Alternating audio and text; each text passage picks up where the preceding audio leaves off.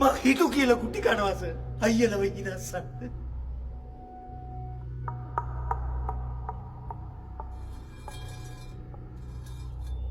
අන්න එහෙමයිස. මං ටික ටික ඉගෙන ගත්තේ මේකේ බේරිලා ඉන්න. මං උඹලා තුන් දෙනාවම මරනෝ.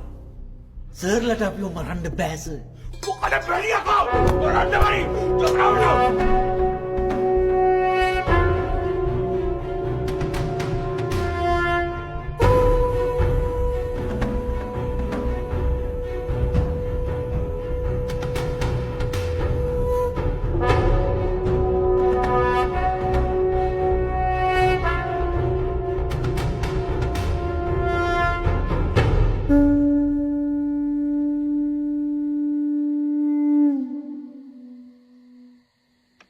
ඉතින් මා කුමක් කරන්නද?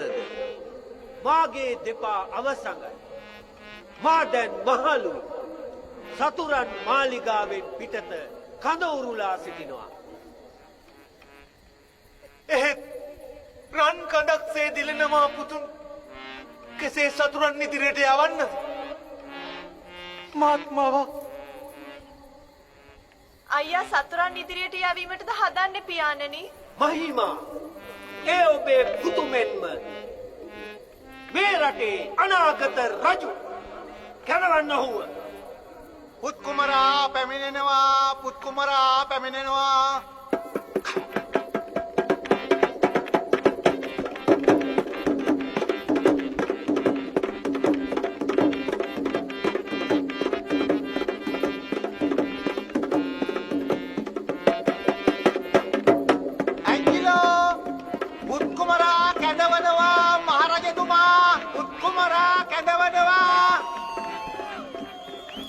පොඩ බලංකෝ.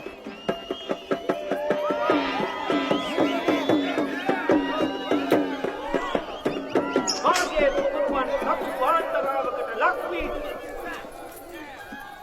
එමිනෙනවා. උතුන්න. තියෙන විසේ